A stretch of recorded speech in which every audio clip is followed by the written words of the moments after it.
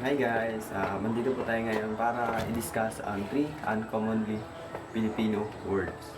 First is pasamada. Piece of gin use the toothbrush to maintain the health of the teeth. Gagamitin po siya natin sa sentence. Pumunta si Maria sa isang tindahan para bumili ng pasamada. Insert po ang pasamada is toothpaste. Pangalawa, pambubulas. The act of hurting someone physically with force of emotionally with insult. Gagamitin po natin siya sa sentence. Madalas ako nakakita ng pambubulas sa aming eskwelahan.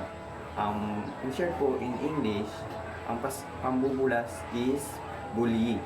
And the last one is hambog.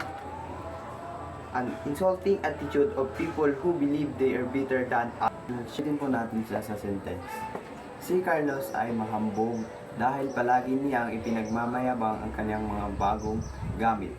In short po is, ang hambog po ay mayabang, in English arrogant. Hi guys, thank you for watching. Bye!